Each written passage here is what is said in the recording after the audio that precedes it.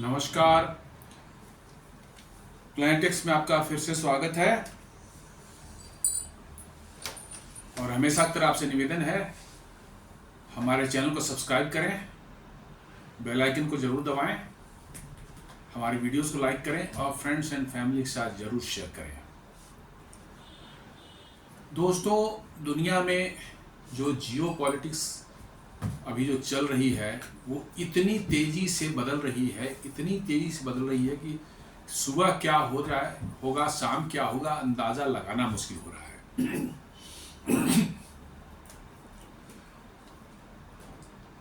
दरअसल पूरी दुनिया में ऐसा लग रहा है कि जियो पॉलिटिक्स की एक नई अलाइनमेंट बन रही है और वो है global north and global south. Global south basically third world country जिनको बोला जाता है, 30 मतलब कि जो है कम इनकम वाले कंट्रीज जो हैं उनको ग्लोबल साउथ कहा जाता है। और ऐसा लग रहा है कि ग्लोबल साउथ जो है अब ग्लोबल नॉर्थ के अगेंस्ट में खड़ा होने की कोशिश कर रहा है और खड़ा होने का ऐलान कर चुका है। और उस ग्लोबल साउथ में भारत निश्चित रूप से जो है एकदम बिल्कुल उनके as a leader of global south उभर कर सामने आ रहा है, क्योंकि दुनिया के देशों ने ये देख लिया है भारत की रिलायबिलिटी और भारत पर भरोसा किया जा सकता है। टाइम टेस्टेड फ्रेंडशिप जिनके साथ में है, रशिया हो गए और भी अरब कंट्रीज हो गए, या मतलब कि जो है साउथ ईस्ट एशियन नेशंस जो हैं उनके साथ मतलब कि जो है रिलेशंस भारत के हैं वो बड़े ही स्टेबल और प्रेडिक्टेबल वे में चल रहे हैं। और लोगों को लग रहा है कि भारत जो है उनके हितों की उपेक्षा नहीं करता। जैसे अमेरिका या यूरोप के देश जो आपका इस्तेमाल करते हैं टिश्यू पेपर की तरह और फिर उसको फेंक देते हैं, भारत उस तरह से उनके साथ नहीं बिहेव करता। आप देख लें, कोविड के दौरान भी जो है भारत ने इन देशों को दवाइयाँ, वैक्सीन्स और मतलब कि पीपीई किट, मास्क वगैरह के बहुत सस्ते दर पर सप्लाई किए और बहुत से गरीब पुअर कंट्रीज को तो मुफ्त में भी दे दिया। Millions and millions of doses of covid vaccine was given free of cost to many countries. और उस समय का याद आएगा होगा आपको, जब यहाँ से वैक्सीन जो है ब्राजील भेजा गया था तो ब्राजील के उस समय प्रेसिडेंट ने उसको संजीवनी बूटी बताया था और उन्होंने हनुमान जी का जो है चित्र लगा करके बोला कि ये वैक्सीन जो है ब्राजील की तरह संजीवनी बूटी की तरह से है। तो ग्लोबल साउथ के देशों के साथ भारत के, खासकर अफ्रीकन देश हैं, साउथ ईस्ट अमेरिकन कॉन्टिनेंट हो गया, चाहे एशिया के पुअर जो कंट्रीज हैं उनके साथ में बहुत अच्छी प्रगाढ़ मतलब कह सकते हैं एक जियो पॉलिटिकल रिलेशंस बन रहे हैं या बहुतों के साथ बन चुके हैं। इसी क्रम में एक अभी जो है जो डोनाल्ड ट्रंप ने तमाशा जो पूरी दुनिया बना रखा है उसमें जो है बड़ा ब्राजील के प्रेसिडेंट का एक स्टेटमेंट आया है। South America's largest economy, Brazil, has been hit with a 50% tariff by the United States. 50% tariff उस पर यूनाइटेड स्टेट्स ने लगाया है, prompting President Lula da Silva to turn down Donald Trump's offer to call him anytime to discuss tariff. Donald Trump ने दरअसल कहीं पर यह स्टेटमेंट दे दिया था कि ब्राजील को परेशानी है तो उनके प्रेसिडेंट जो है बात कॉल करें, हम देखेंगे। मतलब डोनाल्ड ट्रंप ये चाहते हैं कि दुनिया के राष्ट्राध्यक्ष उनके सामने गिड़गिड़ाएं, उनको फोन करें, उनके सामने गिड़गिड़ाएं तो शायद वो 2-4% का जो है वो रिलीफ टैरिफ में वो दे देंगे। ये उनका ईगो इतना बड़ा है और इतना ऊंचा उठ चुका है उनका ईगो कि शायद वो ब्रह्मांड से भी बड़ा अपने आप को समझने लगे हैं। उन्होंने जो कहा उस पर जो है प्रेसिडेंट लूला का जो स्टेटमेंट था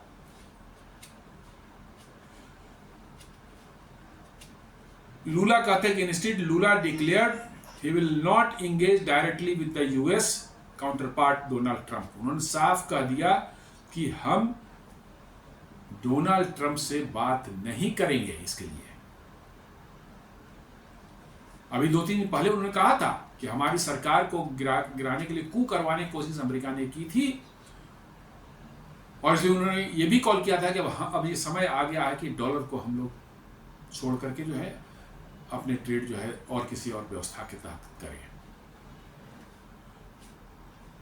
Lula announced that Brazil will seek recourse with the World Trade Organization and other available channels to defend its trade interest. लूला ने जो है, प्रेसिडेंट लूला ने कहा कि वो अमेरिका से बात करने की बजाय वो WTO एंड अदर चैनल्स जो हैं दुनिया में अवेलेबल, उनके साथ जो है बात करेंगे ताकि अपने ट्रेड इंटरेस्ट को प्रोटेक्ट कर सके। बिल्कुल सही बात है, हर देश कहेगा अपने ट्रेड इंटरेस्ट को प्रोटेक्ट करना उसका जो है उसकी जिम्मेवारी है और उसका राइट भी है।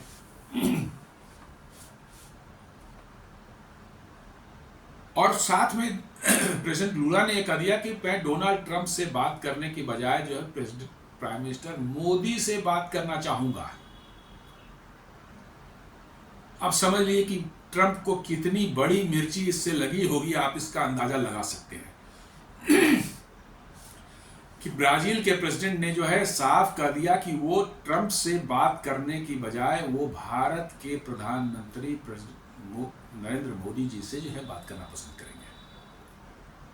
अब ये जियो पॉलिटिक्स में जो है अमेरिका को इतनी बड़ी समझ लीजिए कि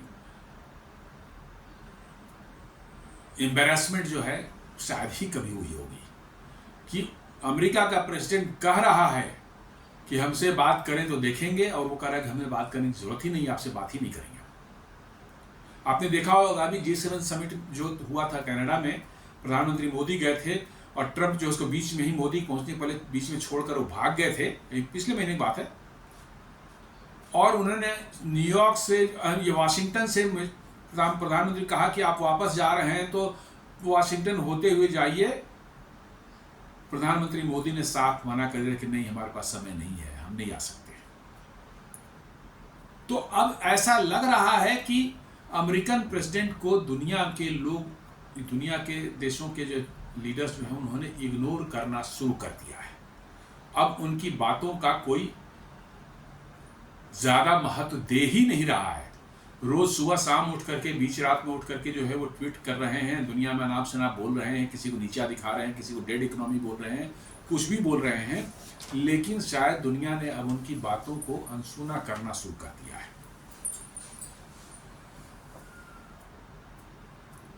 In 2025, global trade is under stress, renewed stress due to the series of protectionist measures taken by the United States President Donald Trump, including fresh tariff imposed on major economies such as India, Brazil, China, and some EU nations.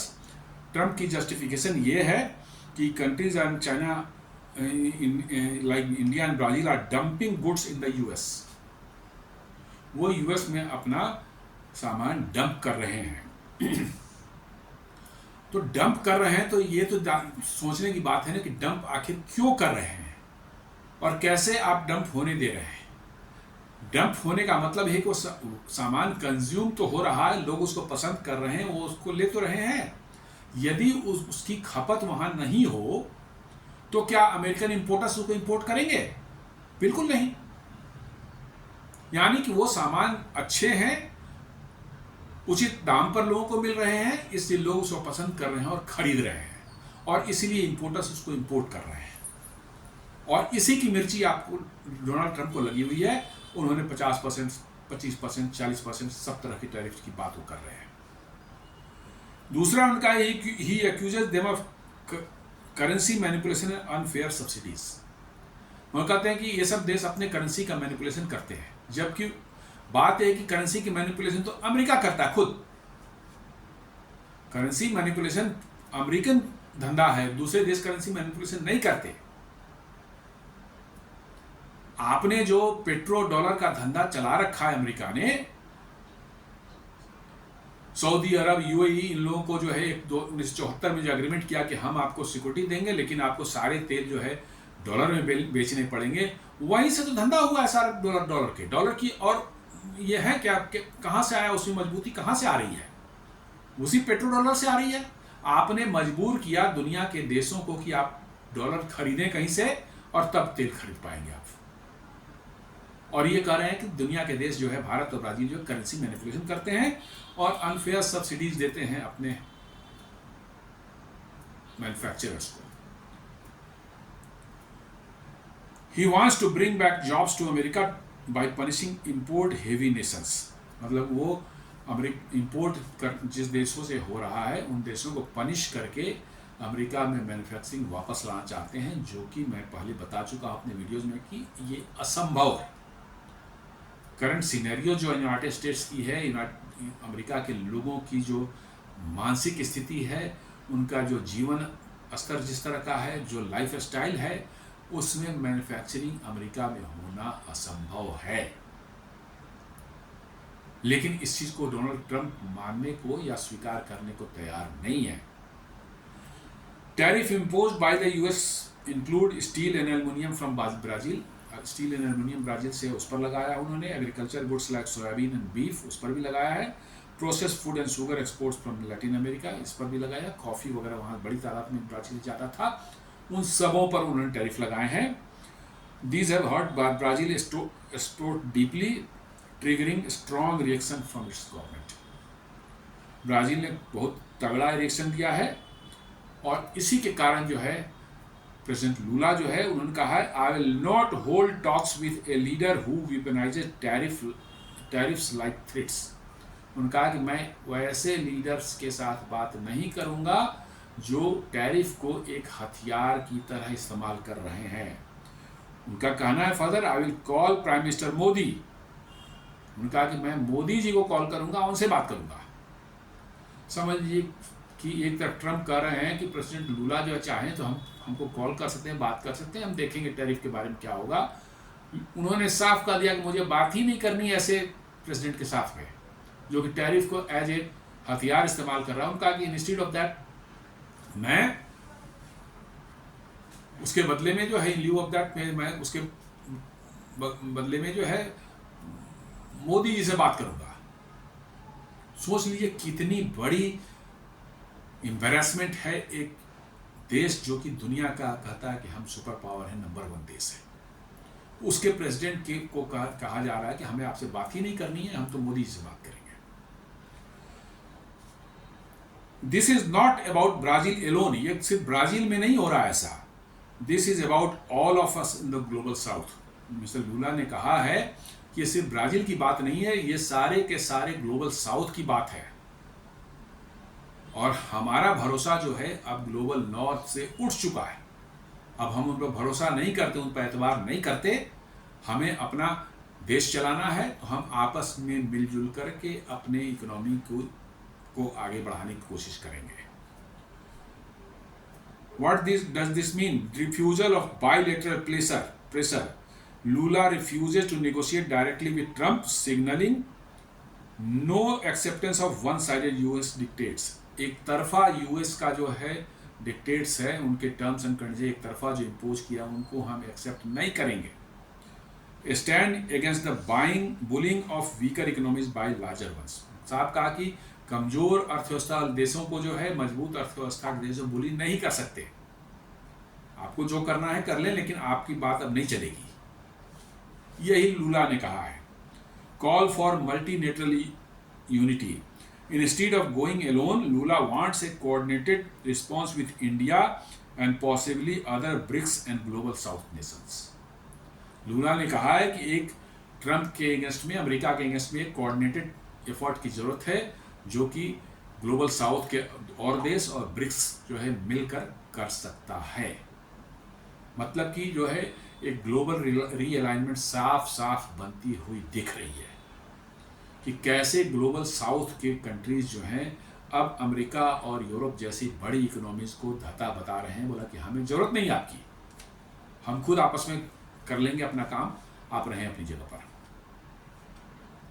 Political messaging इसमें क्या है? It is message to the world, Brazil will no longer play the game by Washington rules. साफ उन्होंने message दिया है दुनिया को कि अब वाशिंगटन का जो है दादागिरी नहीं चलेगा, वाशिंगटन जो कहेगा वो नहीं होगा, अब हम भी जो चाहेंगे हम अपनी तरफ से करेंगे। तो ये एक बहुत बड़ा सेटबैक है अमेरिका के लिए। अब ये पूछ सकते हैं कि वाई पीएम मोदी का ही नाम उन्होंने क्यों लिया कि भाई हम मोदी से बात करेंगे।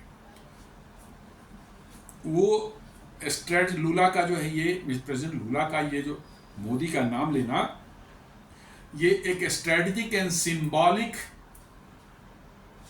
रिप्रेजेंटेशन है कि कैसे मोदी जी भारत को ग्लोबल साउथ के लीडर के रूप में इस्टेब्लिश कर रहे हैं। प्रेसिडेंट लूला का ने जो मोदी जी का नाम लिया, हालांकि उन्होंने शी जिनपिंग का भी एक बार नाम लिया, लेकिन उन्होंने साफ कहा कि मोदी से बात करेंगे। इंडिया पोजीशन को देखा, India has also been hit by Trump's new tariff specially over crude oil import from Russia, export of pharmaceutical, textiles and IT services to the US. Bharat भी के भी बहुत से सेक्टर्स जो हैं बुरी तरह से अफेक्टेड होने जा रहे हैं इस ट्रेड टैरिफ की वजह से।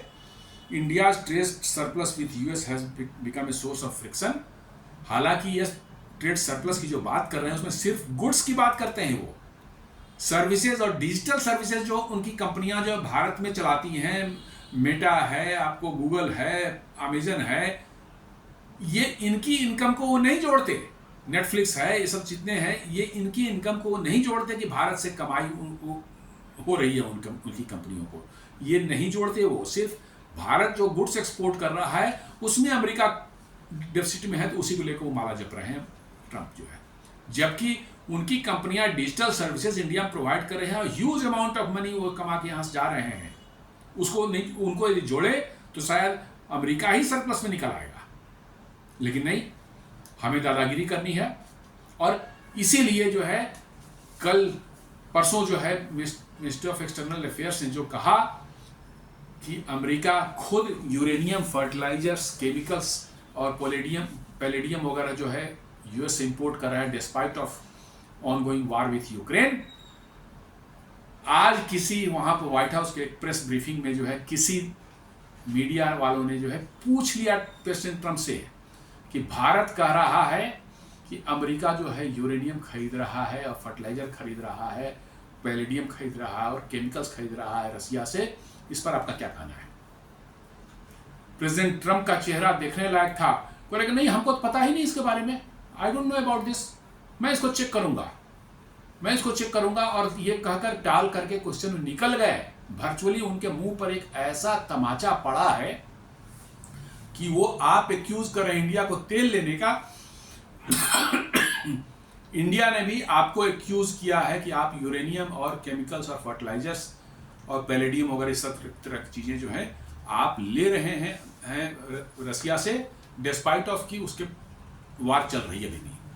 तो ये बहुत बड़ा एक डायरेक्ट सिग्नलिंग, जो कि पहले अमेरिका के सामने किसी के बोलने की हिम्मत नहीं होती थी, वो अब दुनिया में होता हुआ साफ साफ दिख रहा है।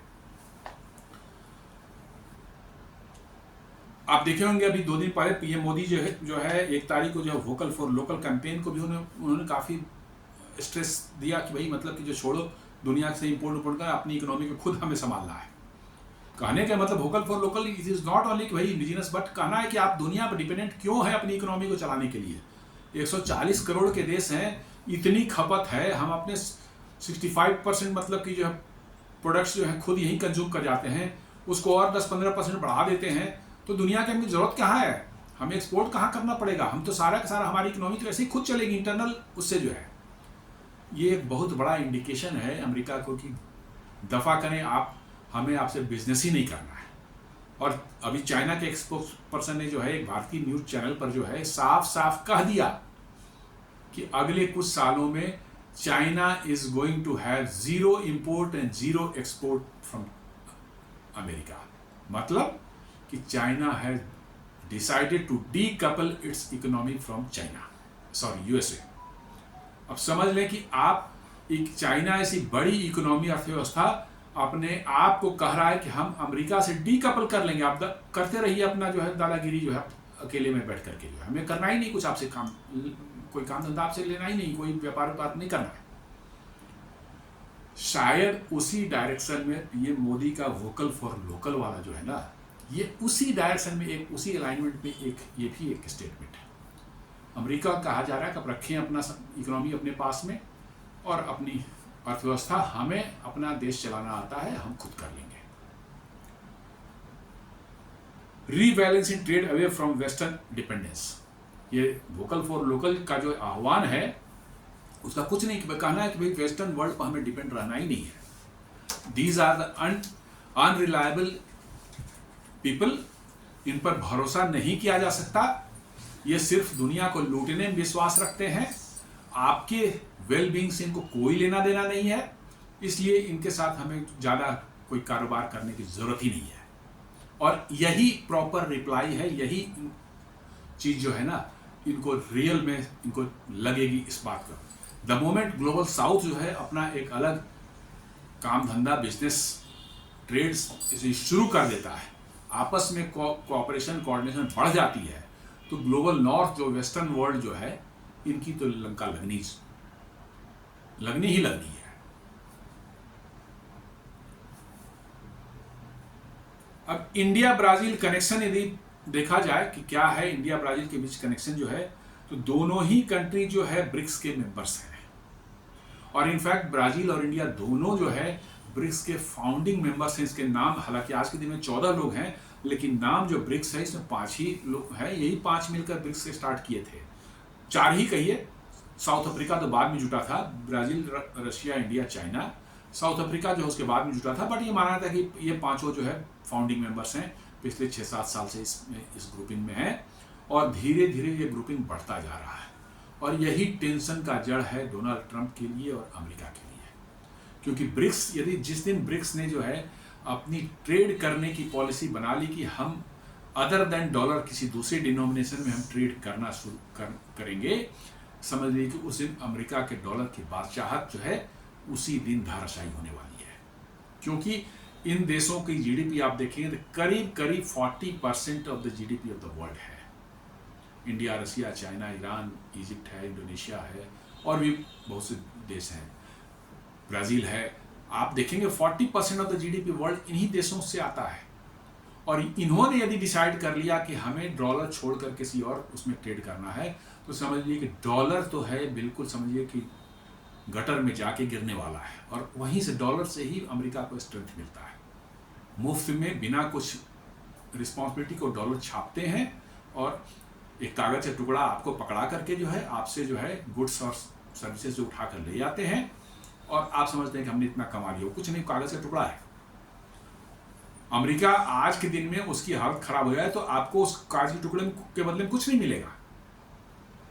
जबकि 74 के पहले जब ये रिजर्व करेंसी का स्टेटस डॉलर का नहीं बना था, ये था कि आपके पास यदि डॉलर है तो उतने वैल्यू का गोल्ड जो है अमेरिका को देना, आपको देने के लिए बाध्य था।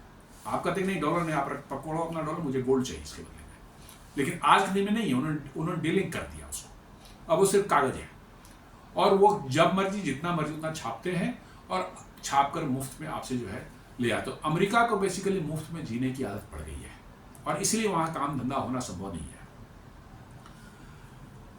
Both countries are founding members of BRICS. Lula and Modi advocate for reforming global institution, UN, WTO, IMF, जितने भी ये ग्लोबल इंस्टीट्यूशंस हैं ये सब अमेरिकन कंट्रोल में रहते हैं, अमेरिकन इन्फ्लुएंस में रहते हैं। इन दोनों ने कहा है कि इनमें रिफॉर्म होना बहुत ज़रूरी है, इसको करने की जरूरत है।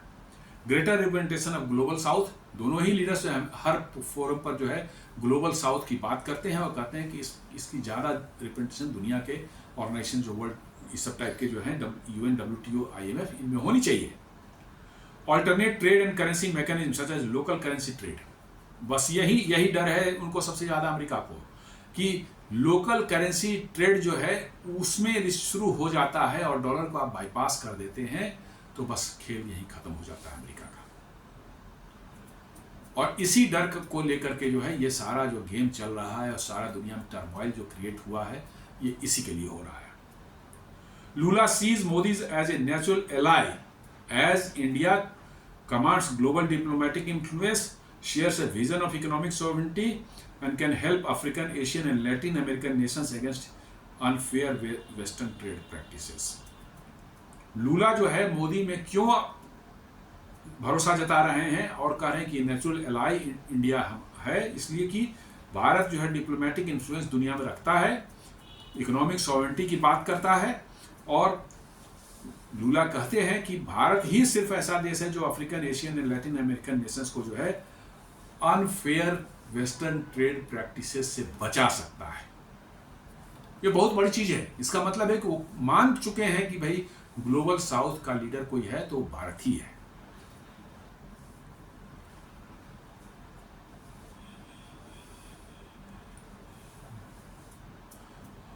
उधर रशिया ने भी एक स्टेटमेंट दिया है। रशिया के पुतिन जो है उन्होंने साफ कहा है कि we are supported by BRICS partners. उन्होंने ट्रंप को वार्न किया है कि आप अपना ट्रेड वार ये सब धंधा कर रहे हैं और हम रशिया पर जो है यूक्रेन को लेकर प्रेशर बना। उनका साफ कहना है कि ब्रिक्स नेशंस जो हैं, हमारे ब्रिक्स पार्टनर्स जो हैं, उनका सपोर्ट हमारे साथ है।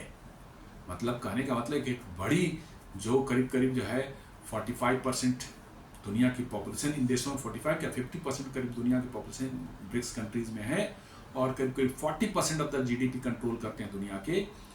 इन देशों का सपोर्ट रसिया को है।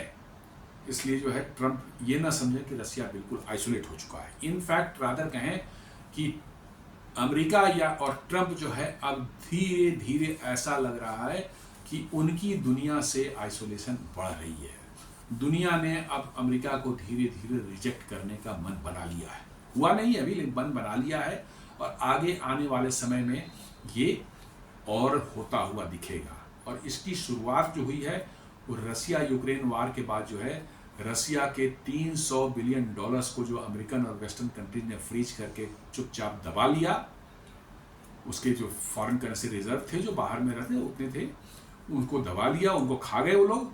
तब से दुनिया जो है इस डॉलर के डर से जो है इससे जान छुड़ाना चाह रही है, क्योंकि पता नहीं कब किसकी आफ्टर ऑल डॉलर आपके फॉरेन करेंसी रिजर्व में है तो कहाँ है पड़ा हुआ? अमेरिका में, अमेरिकन बैंक में ही तो पड़ा हुआ है। आपके यहाँ तो डॉलर आता नहीं है। कह कि नहीं आपको नहीं देंगे, आपका अब नहीं है, मेरा हो गया। यही तो अमेरिका कर रहा है। जो जैसे मैंने बताया ना कि चोरों का एक गिरोह है, लूट मार करना इनकी जो है आदत रही है। पिछले 500-600 साल का इनका इतिहास देख लीजिए वेस्टर्न वर्ल्ड का जो है। इन्होंने लूट मार करके ही दुनिया को से जो है धन इकट्ठा किया और ऐश कर रहे हैं। उस लूट मार में अब पुराने तरीके खत्म। कॉलोनी बनाना, कॉलोनियल माने इंपीरियलिज्म जो है, ये सब जो है अब नहीं हो पा रहा है। तो अब ये नया तरीका अपनाया जा रहा है कि ट्रेड वेड में आपको दबा करके आप जैसे भी ये दाएं बाएं करके आपसे पैसे कैसे ऐंठे जाएं ताकि हमारा ऐश मौज चलता रहे। क्योंकि काम धंधा उनसे होना नहीं है। पहले भी काम धंधा नहीं करते रहे हैं, पहले भी नहीं करते रहे।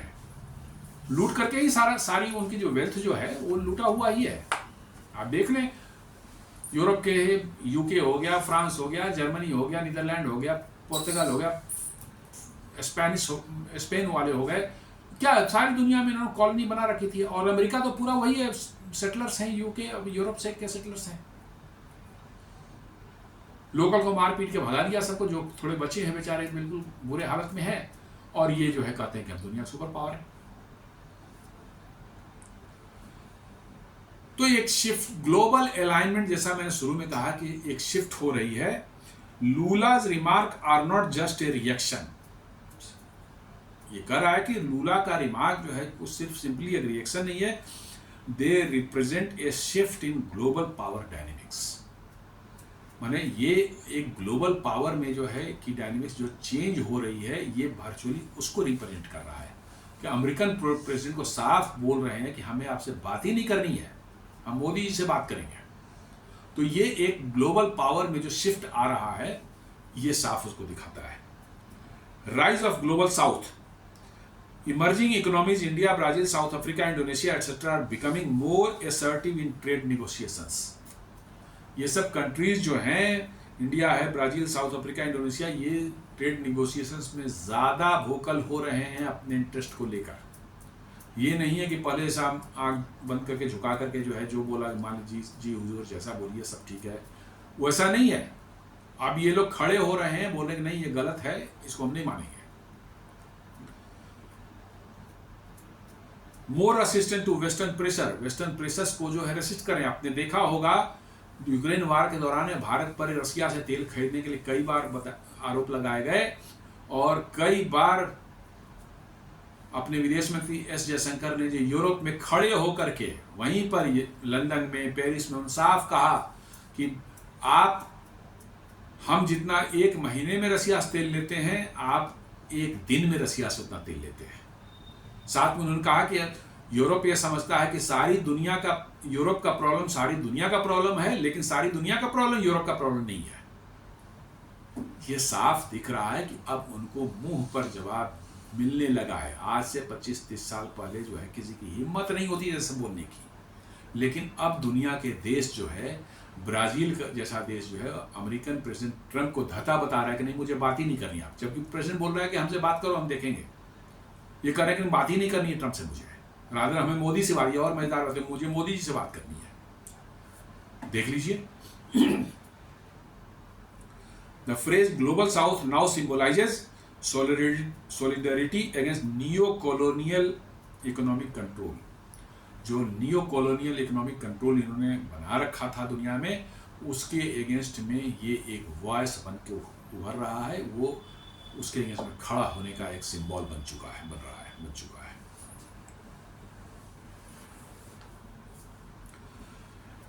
यूएस जो है अब धीरे धीरे उसका आइसोलेशन शुरू हो गया है। ठीक है, बहुत बड़ी पावर है, बहुत बड़ी इकोनॉमी है, इसमें कोई दो मत नहीं है। कहा जाए कि नहीं यूएस जो बर्बाद हो, चल नहीं, ऐसी बात नहीं है। लेकिन ग्रेजुअली जो है उसका आइसोलेशन दुनिया में और उसके जो डिक्टेट्स होते थे दुनिया में, उसको मानने से लोग इनकार कर रहे हैं और दुनिया में उनको, अमेरिका को धीरे धीरे इग्नोर करना शुरू कर चुकी है। Countries are turning away from US led institutions. America द्वारा लीड किए जाने वाले इंस्टीट्यूशंस, उनसे, उनके अगेंस्ट में जो खड़े हो रहे हैं दुनिया, उनसे दूर दुनिया हट रही है। Rejection of dollar dominance is gaining pace. Dollar का डोमिनेंस जो है उसको रिजेक्ट करने की रफ्तार जो है धीरे धीरे अब उसमें तेजी आ रही है। Specially after US weaponize SWIFT sanctions against Russia. SWIFT का सैंक्शन जिस तरह से उन्होंने रशिया पर लगाया था, स्विफ्ट का सैंक्शन लग गया, इसका मतलब डॉलर में अब कारोबार कहीं हो ही नहीं सकता आपका।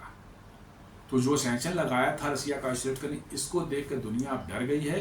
दुनिया ने कहा बहुत हो गया, अब हमको अल्टरनेट रास्ता निकालना पड़ेगा। और इसकी बहुत पहले जो है भारत को भनक लग गई थी और यूपीआई उसी के लिए बना था। अब इस यूपीआई को दुनिया के अलग अलग देशों के पेमेंट मैकेनिज्म जो यहाँ है उनसे जोड़ा जा रहा है। कुछ देशों से जुड़ चुका है, फ्रांस से भी में भी हो चुका है, सिंगापुर में हो चुका है, दुबई में हो चुका है, यूएई में हो चुका है, इंग्लैंड में होने जा रहा है, यूके में होने जा रहा है by end of this year. Mauritius में मिलेगा आपको। करीब 17-18 कंट्रीज में आप जा सकते हैं, यूपीआई थ्रू पेमेंट कर सकते हैं। No need of any dollar और एनीथिंग। आप पेमेंट करें, उसकी सेटलमेंट जो है उनके लोकल करेंसी में आपको बैंक से हो जाएगी। तो डॉलर को धीरे धीरे दुनिया जो है, इंडिया का रसिया के साथ भी चल रहा है। रसियन के जो उनका पेमेंट मैकेनिज्म है उसके साथ इंटीग्रेट करने की बात चल रही है। हो सकता है रिलेशन यदि और ठीक ठाक हो जाए तो चाइना के साथ भी उनका ही पेमेंट मैकेनिज्म से लिंक हो जाए। तो ये धीरे धीरे समझ लीजिए एक स्विफ्ट का ऑल्टरनेट बनता जा रहा है। और जिस दिन स्विफ्ट का ऑल्टरनेट बन गया, समझ लीजिए कि डॉलर की जो है आधी हेकड़ी उसी दिन निकल जाएगी। और इसी का डर अमेरिका को लगा हुआ है और इसीलिए ब्रिक्स से जो है अमेरिका और ट्रंप बिल्कुल चिढ़े हुए हैं। De-dollarization, BRICS currency proposal and bilateral trade in local currencies are all gaining। दुनिया जो है अब डॉलर को छोड़कर बायलैटरल में अपने लोकल करेंसीज में ट्रेड करने की बात बार बार कर रहे हैं, बहुत से देश कर रहे हैं, बहुत फ्रीक्वेंटली कर रहे हैं। इसका मतलब है कि लोगों के दिमाग में बात आ गई, कहीं छोटे छोटे हो गई। इंडिया यूएई में तो ऑलरेडी रूपी दिरहम में हो रहा है, इंडिया रसिया में भी रूपी रूबल में हो रहा है। इतने यहाँ जो हम लोग बिलियंस ऑफ डॉलर के ऑयल खरीद रहे हैं रसिया, उसमें डॉलर नहीं इस्तेमाल हो रहा है। तो आप समझ लीजिए डॉलर पर असर कैसे पड़ रहा होगा। चाइना जो रसिया से खरीद रहा है, चाहे ईरान से जो तेल खरीद रहा है, उसमें डॉलर इस्तेमाल नहीं हो रहा, युआन में कर रहे हैं। तो डॉलर पर जो असर पड़ रहा है इसका धीरे धीरे, ये अमेरिका के लिए को दिख रहा है बहुत बड़ा खतरा आने वाले समय में। मल्टीपोलरिटी इन एक्शन, लूला जो मोदी को कॉल करने की बात कर रहे हैं, shows that power is shifting from unipolar US centric system to multipolar cooperation. अब दुनिया ने कहा कि यूनिपोलर नहीं है दुनिया।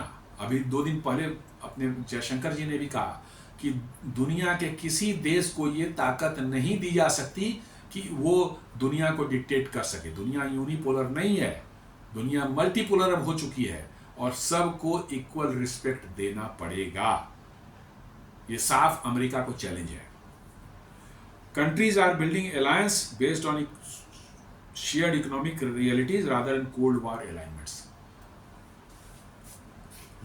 सारे देश जो है धीरे धीरे अपने शेयर्ड इकोनॉमिक रियलिटीज के बेसिस पर जो है बना रहे हैं अपने रिलेशंस, और वो कोल्ड वार में नहीं कि एक तरफ रशिया कंट्री जो है रशिया को सपोर्ट कर रहे हैं कुछ, और एक ग्रुप जो है अमेरिका का है, वो उस मतलब जो थ्योरी पर या उस थियोलॉजी पर जो है नहीं चल रहा है दुनिया। हर देश जो है आपस में देख रहे हैं किसके साथ हमारा इकोनॉमिक जो है रियलिटीज हम शेयर कर रहे हैं, वो आपस में कर रहे हैं धीरे धीरे।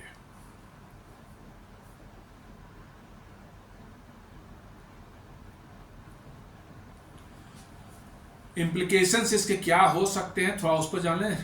For US risk losing strategic trade partners like India and Brazil. इसके खतरे हैं यूएस के लिए कि स्ट्रेटेजिक ट्रेड पार्टनर्स जो हैं रसिया और इंडिया एंड ब्राजील उनसे दूर हो सकते हैं। Could face counter tariff to be excluded from south trade roots.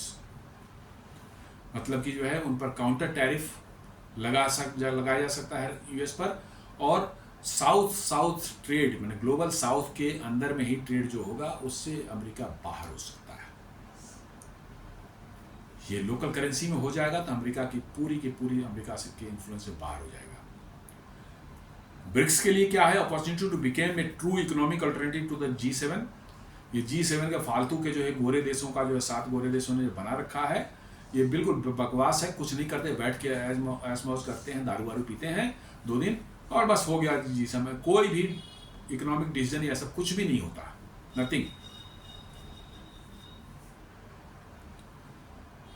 उसमें देश कौन से हैं आप देख लें, कनाडा को ले ले, इटली को ले ले, ये सब क्या कर रहे हैं? कुछ नहीं, इनका दुनिया में कोई इन्फ्लुएंस नहीं है। फिर भी ये BRICS G7 member because they are white. उनसे ज़्यादा बड़ी इकोनॉमी तो भारत है, फ्रांस से भी ज़्यादा बड़ी इकोनॉमी भारत है, यूके से भी ज़्यादा बड़ी इकोनॉमी भारत है। तो उसमें सिर्फ जर्मनी और यही तो है, क्या कहते हैं, अमेरिका, यही तो जो 2 लोग हैं, 2 कंट्री हैं जो कि इंडिया से बड़े हैं, और तो सभी उससे इंडिया से नीचे ही है। लेकिन G7 बना लिया है साहब। तो यही करें, ब्रिक्स के लिए एक अपॉर्चुनिटी G7 का ऑल्टरनेट बन सकता है। ये may lead to formulation of BRICS table trade bloc with shared infrastructure, banking and digital currencies. ये भी संभव है कि एक शेयर इंफ्रास्ट्रक्चर जो है बैंकिंग का और डिजिटल करेंसी का बना लें, ताकि डॉलर से जो है डील करने में, ट्रेड करने से मुक्ति मिले। ये ऐसा हो जाता है, समझिए अमेरिका को इससे बड़ी चोट कभी नहीं पहुंची होगी। भारत के लिए क्या इसमें है? गेन से status as a leader of the global south. Global south के लीडर के रूप में भारत उभर रहा है और उभर सकता है पूरी तरह से। Can this movement You can use this moment to push for reforms in WTO, expansion of BRICS and more resilient regional supply chain। ये सब भारत को करने पड़ेंगे। रिफॉर्म के लिए WTO में रिफॉर्म की बात उठानी पड़ेगी, उसके लिए पुश करना पड़ेगा, ब्रिक्स के एक्सपेंशन में भाग लेना पड़ेगा, और साथ साथ जो है रीजनल सप्लाई चेन, ग्लोबल की बात नहीं, रीजनल सप्लाई चेन को और रिसिलियंट बनाने की बात करनी चाहिए। अब देखिए ट्रंप की टैरिफ का जो है क्या है, दूसरे बाहर के देशों में तो छोड़ दीजिए, अमेरिका में ही जो है इसका जो है विरोध वहाँ के ट्रंप की पार्टी के अपने लोग भी करना शुरू कर चुके हैं। एक वहाँ पर हैं निकी हेली, ये पहले नॉर्थ कैरोलिना परहैप्स उनकी गवर्नर थी, और बाद में जो है ये यूनाइटेड स्टेट्स की एम्बेसडर थी यूनाइटेड नेशंस में है। हर देश का वहाँ एक एम्बेसडर होता है यूनाइटेड नेशंस में, उसमें जो है यूनाइटेड स्टेट्स की एम्बेसडर थी यूएन में। उन्होंने एक ट्वीट किया है, इनका था India should not be buying oil from Russia. कहते हैं ठीक है, इंडिया को ऑयल रशिया से नहीं खरीदना चाहिए, ये जनरल एक बात उनका दी। But China an adversary and the number 1 buyer of Russian and Iranian oil got a 90-day tariff pause. उन्होंने साफ आरोप लगाया कि ट्रंप कैसे चाइना को फेवर कर रहे हैं। उन्होंने कहा कि चाइना जो हमारा एक एडवर्सरी है उसको, और जो कि रसिया ईरान से तेल खरीद रहा है लंबे समय से, यूक्रेन वार में भी और सब कुछ, जबकि उस पर रसिया ने, यूएस ने चाइना और रसिया दोनों पर बैन लगा रखा है, उसको तो 90 दिन का टैरिफ का आपने दे दिया पाउज, रोक दिया। Don't give China A pass and burn A relationship with a strong ally like India. साफ वो कह रही हैं कि आप चाइना को फेवर कर रहे हैं और इंडिया जैसे एक स्ट्रॉन्ग एलाई जो है आपका, उसको आप, उसके साथ आप रिलेशंस खराब कर रहे हैं। और उनका कहना है कि it will be disastrous for the United states.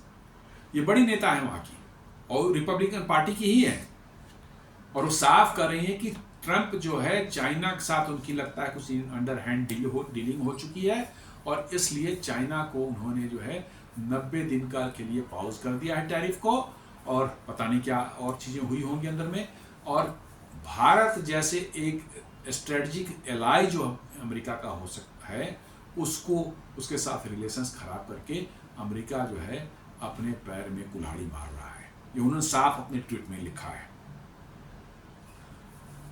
और जैसा मैंने ऑलरेडी बताया, ये हिंदू छाप रहा है इस चीज़ को कि जब उनसे प्रेस ब्रीफिंग में डोनाल्ड ट्रंप से पूछ लिया गया कि यूरेनियम खरीद रहा है अमेरिका, इस पर आपका क्या कहना है, अब I don't know anything about this it. Trump on the US imports of Russian chemicals and fertilisers and uranium. उनसे जब पूछ लिया गया कि भाई आप क्यों खरीद रहे हैं, तो कहने कि मुझे नहीं मालूम।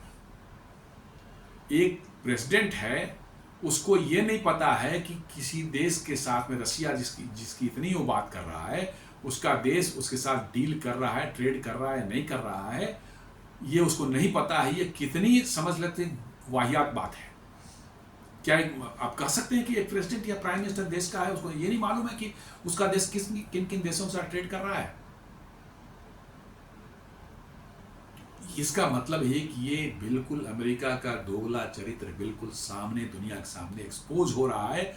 और इसके क्वेश्चन करने के बाद जो है ट्रंप वहां से दाएं बाएं कुछ करके तो फरार हो गए उस मीडिया ब्रीफिंग से जो है। हाँ, मैं वर्ड यूज कर रहा, फरार।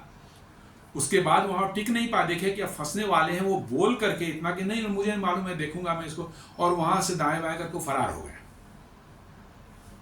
ये स्थिति अब अमेरिका के प्रेसिडेंट की हो रही है, उनकी दुर्दशा हो रही है। और अमेरिका में जो है आउट प्रेसिडेंट का जो है, प्रेसिडेंट आउट का जो है एक कैंपेन चल रहा है कि राष्ट्रपति को बाहर करो।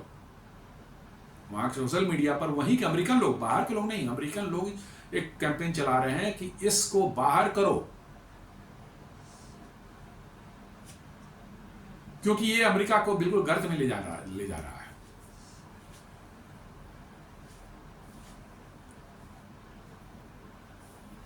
एक और न्यूज बता रहा है, फर्स्ट पोस्ट बता रहा है कि 2025 की बात है, जनवरी से US imports from Russia surge 23% in 2025। India calls out Trump for hypocrisy एमिड tariff threats. मतलब 2025 में 23% उनका इंपोर्ट जो है, अमेरिका का इंपोर्ट रसिया से जो मंगाते हैं यूरेनियम, फर्टिलाइजर्स और केमिकल्स और क्या पैलेडियम वगैरह जो है, 23% इसका इंपोर्ट बढ़ चुका है। और इंडिया ने इसी को याद दिलाया कि ये दोगली नीति नहीं चलेगी। और अब जब पूछ लिया गया उनसे बीच प्रेस ब्रीफिंग में, वहां से वो छोड़ करके फरार हो गए, भाग गए। ये स्थिति है एक दुनिया के सो कॉल्ड सबसे शक्तिशाली देश जो है, अमेरिका के सबसे शक्तिशाली आदमी, राष्ट्रपति, वहां के राष्ट्रपति का। तो दोस्तों, ये पूरी तरह से ये अमेरिका अब घिरता जा रहा है, और उसमें ट्रंप जो है और बुरी तरह से घिरते जा रहे हैं।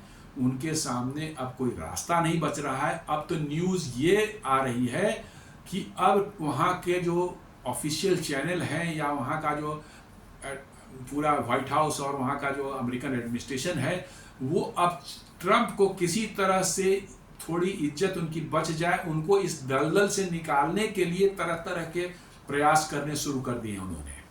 जो इस पचड़े में पड़ गए हैं और हर तरफ से फंसते जा रहे हैं, और उनकी इज्जत दो कौड़ी की नहीं रह गई है। रोज उन पर कहीं न कहीं उन पर आरोप लग रहे हैं जिसका जवाब वो नहीं दे पा रहे हैं, और दुनिया के देश उनको थू थू कर रहे हैं। तो अब वहाँ अमेरिका की सरकार जो है, सरकार में बैठे हुए जो वहाँ ब्यूरोक्रेसी और लोग हैं, उनको लग गया कि अभी ये दलदल में फंस चुका है, निकल नहीं सकता ये बंदा, इसको इतना दिमाग भी नहीं है ट्रंप को। वो तो ठेकेदार टाइप का आदमी है ना, वो तो कंस्ट्रक्शन और बिल्डर वाला धंधा करते हैं, ठेकेदारी वाला, पॉलिटिक्स से कोई आता नहीं है, इसको डिप्लोमेटिक्सी वगैरह से कोई लेना देना नहीं है। तो इन लोगों को समझ लिया कि अब फंस चुका है दलदल में, अब इसकी पूरी बेइज्जती होगी और साथ साथ अमेरिका की भी मिट्टी पलीत करेगा ये। तो अब वहाँ के सरकार में जो लोग हैं और उनके इर्द गिर्द के लोग हैं, वो अब किसी तरह से ट्रंप को इस दलदल से निकाल कर थोड़ी इज्जत बच जाए, ताकि स्केपगोट एक मिल जाए, निकल जाए, इसकी कोशिश उन्होंने शुरू कर दी है। और हो सकता है ये पूरा का पूरा उनका टैरिफ का धंधा जो है ना, ऐसा बैकफायर करे अमेरिका पर और ट्रंप पर कि उन्हें लंबे समय तक शायद इसकी याद आती रहेगी। तो दोस्तों, ये एक छोटा सा विश्लेषण था आज, जो जियोपॉलिटिक्स अभी चल रही है। और इसमें इस जियोपॉलिटिक्स में ब्राजील के राष्ट्रपति प्रेसिडेंट लूला, उन्होंने जो आकर जिस तरह से ट्रंप को जवाब दिया है और मोदी जी का नाम लेकर जवाब दिया है, ये बड़ा ही सिग्निफिकेंट है कि कैसे भारत को पूरी दुनिया के ग्लोबल साउथ की कंट्रीज जो है रिकॉग्नाइज कर रहा है एज ए लीडर, और वो कह रहे हैं कि हम इनके नेतृत्व में काम करेंगे। उम्मीद करता हूं कि आपको ये वीडियो पसंद आया होगा। आप इसे लाइक करें, अपने फ्रेंड्स एंड फैमिली के साथ शेयर करें, हमारे चैनल को सब्सक्राइब करें और बेल आइकन दबाना बिल्कुल नहीं भूलें। धन्यवाद।